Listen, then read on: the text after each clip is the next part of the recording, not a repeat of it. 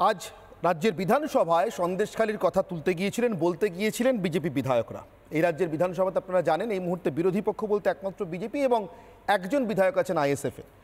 ফলে রাজ্যের বিধানসভায় বিরোধীদের মধ্যে যারা অধিকাংশ বা বলতে গেলে প্রায় পুরোটাই, তারা সন্দেশখালির কথা বলবেন। এর মধ্যে নতুনত্ব কিছু নেই, নতুনত্ব আছে সেটাকে যেভাবে মোকাবিলা করা হয়েছে তাতে। বঙ্কিম ঘোষ রাজ্যের বিধায়ক আমার সঙ্গে রয়েছেন, যিনি বিধানসভায় সন্দেশখালির কথা বলতে যাওয়ার অপরাধে, কোটানকোট অপরাধে বিধানসভা থেকে সাসপেন্ড। বঙ্কিমবাবু, স্মৃতি ইরানি বলছেন সংবিধানকে চ্যালেঞ্জ করছেন মমতা বন্দ্যোপাধ্যায়। আপনারা তো কোনো চ্যালেঞ্জ করতে যাননি, আপনারা সন্দেশখালির কথা বলতে গিয়েছিলেন। সেটাকে কি শাসকের কোনোভাবে চ্যালেঞ্জ মনে হয়েছে? কি দেখুন, সংসদীয় গণতন্ত্রে সরকার পক্ষ বিরোধী পক্ষ তাদের বক্তব্য সেখানে বিধানসভায় বলবে, এটাই সংসদীয় গণতন্ত্রের নিয়ম। আজকে আমরা সন্দেশখালির যা ঘটনাবলী গত 4-5 দিন ধরে আপনাদের চ্যানেলে আমরা দেখছি, সেই ঘটনাবলী নিয়ে আমরা স্পিকারকে, আমাদের বিরোধী দলনেতা শুভেন্দু অধিকারী, তিনি স্পিকারের কাছে দাঁড়িয়ে বলেছেন যে আমাদেরকে সন্দেশখালির ঘটনা নিয়ে একটু বলার সুযোগ দিন, এবং আমাদের রাজ্যে যিনি স্বরাষ্ট্রমন্ত্রী, পুলিশ মন্ত্রী, আজকে সোমবারে তার হাউসে থাকার কথা, ফলে তাকে আপনি আনুন। আমরা সন্দেশখালির বিষয়ে আমরা জানতে চাইব এবং আমরা তার কাছ থেকে তাদের সুরক্ষার বিষয় জানতে চাইব। এই কথা বলার সাথে সাথে স্পিকার সেটাকে নস্যাৎ করলেন, এবং তার প্রতিবাদে আমরা যেরকম প্রতিদিনই আমরা বিরোধী হিসাবে আমরা শাউটিং করি, আমরা আজকে ওয়েলে স্পিকারের অনেক দূরে আমরা ওয়েলে বসে আমরা স্লোগান শাউটিং দিচ্ছি। তারপরে আমরা যখন বেরিয়ে এলাম, আমরা সাথে সাথে শুনলাম আমাদেরকে সাসপেন্ড করা হয়েছে 6 জনকে। আমাদের বিরোধী দলনেতা শুভেন্দু অধিকারীকে করা হয়েছে, স্বয়ং আমাকে করা হয়েছে, অগ্নিমিত্রা পালকে করা হয়েছে, মিহির গোস্বামীকে করা হয়েছে, শঙ্কর ঘোষকে করা হয়েছে, এরকম 6 জনকে বহিষ্কার করা হলো।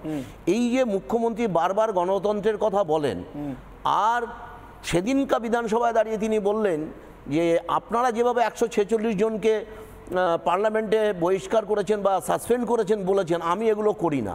আমাদের বিরোধী দলনেতা শুভেন্দু অধিকারীকে 5 মাস সাসপেন্ড করেছেন, তারপর 22 দিনের জন্য করেছেন, আবার আজকে করলেন।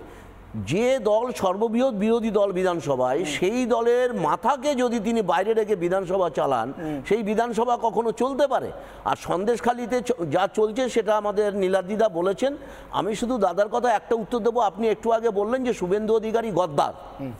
আমি বলছি, শুভেন্দু অধিকারী যদি গদ্দার হয়, তার থেকে বড় গদ্দার হচ্ছে আমাদের রাজ্যের মুখ্যমন্ত্রী। গদ্দার কোন অর্থে বলেছেন? তিনি দলত্যাগ করে তৃণমূল ছেড়ে বিজেপিতে এসেছেন, এই অর্থে আপনি গদ্দার বললেন। তাহলে কংগ্রেসের পেটে জন্ম হচ্ছে তৃণমূল কংগ্রেসের এবং মমতা ব্যানার্জির। সেই কংগ্রেস ভেঙে টুকরো টুকরো করে দিয়ে তিনি আলাদা দল করে আবার বিজেপিতে ঢুকে অটল বিহারী বাজপেয়ীকে ধরে তিনি তার হাতে লালন পালন হলেন। আবার মুখ্যমন্ত্রীর স্বপ্ন দেখে তিনি বিজেপি ছেড়ে কংগ্রেস এলেন। তাহলে সবচাইতে বড় গদ্দার যদি হয়ে থাকে আমাদের রাজ্যের মুখ্যমন্ত্রী মমতা ব্যানার্জি।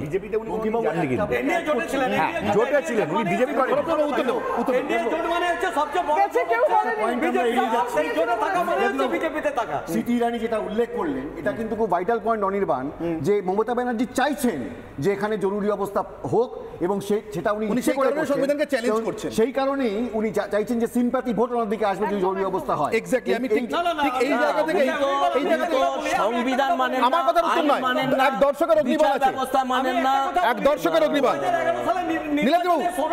সিবিআই মানে না, ইডি মানে না, ক্যাগ মানে না, রাষ্ট্রপতি মানে না, কিছুই মানেন না। সাধারণ নির্বাচনে, বিধানসভা নির্বাচনের পরিপ্রেক্ষিতে বলেছিলেন, তার ইস্তার বেরিয়েছিল যে ওরা বিভেদ করবো না, আমরা কোনো বিভেদ তৈরি করার দল করি না, আমাদের জঙ্গল হাসবে, পাহাড় হাসবে, দার্জিলিংকে আমরা সুইজারল্যান্ড করব, কলকাতাকে আমরা লন্ডন বানাবো।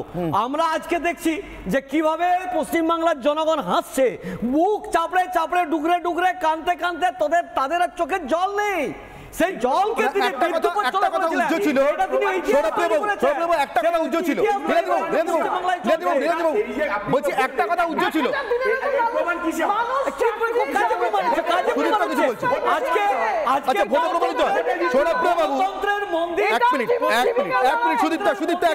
একটা ডেঞ্জারাস লাইন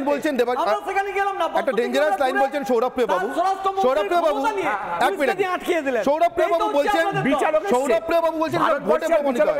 না না সৌরভ প্রিয় বাবু, না বিচার তো আপনি করছেন ভোট দিয়ে। বলছি বেঙ্গল ল্যাম্প, ট্রেজারি কেলেঙ্কারি, বানতলা ধর্ষণ, ফেলানি বসাক, তাপসী মালিক, সপ্তাহে মিথ্যে তো ভোটে প্রমাণিত হয়ে গেছে। বামফ্রন্ট একের পর এক ভোট জিতেছে। আরে তাই তো মিথ্যা, ওনাকে সরিয়ে দিয়েছিল। না না, ওই জন্য আজকে বামফ্রন্ট শূন্য হয়ে গেছে।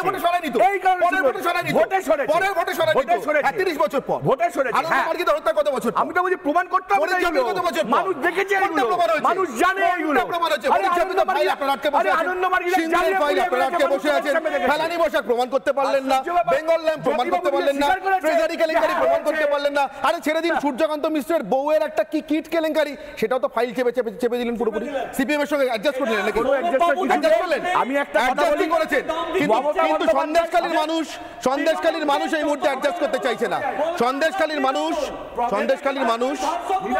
বলবেন আমরা তৃণমূল, সন্দেশখালীর মানুষ adjust করতে চাইছে না। খাক, বালি খাক, টাকা খাক, সমস্ত আত্মসাৎ খাক, সরকারটাকে একদম দেউলিয়া করে দেয়, বলবে আমরা তৃণমূল। আমি সুদীপ্তার কাছে আসবো, কিন্তু তার আগে এক দর্শকের অগ্নিবাণ, নীলাদ্রিবাবু, এক দর্শকের অগ্নিবাণ, এটার উত্তর আপনারা দিন নীলাদ্রিবাবু। যদিও স্মৃতি ইরানি বোধহয় কিছুটা এর উত্তর দিয়েছেন, কিন্তু তবুও আপনারা দুজন বিধায়ক রাজ্য বিধানসভার এখানে রয়েছেন, আপনাদের মধ্যে কে উত্তর দেবেন বেছে নিন। আমি এক দর্শকের অগ্নিবাণ আপনাদেরকে শোনাবো, যিনি জিজ্ঞাসা করছেন সঞ্জয় দিন্দা দর্শকের নাম, তার প্রশ্ন কেন 355 অথবা 356 ধারা জারি হবে না। শুধু 356 বলেননি, কিন্তু 355 কথা বলেছেন, অর্থাৎ উপদ্রুত অঞ্চল, যেখানে মা বোনেরা প্রতি রাতে ধর্ষিত হন সেই অঞ্চলকে উপদ্রুত ঘোষণা করা যায় কিনা। নীলাদ্রি শেখর বাবু, বঙ্কিমবাবু, চাইলে আপনারা আলাদা আলাদা উত্তর দিতে দেখুন, পারেন। আমি প্রথমেই বলি, উত্তর দিন। আমরা জাস্টিস নিয়ে আমরা কথা বলতে পারি না।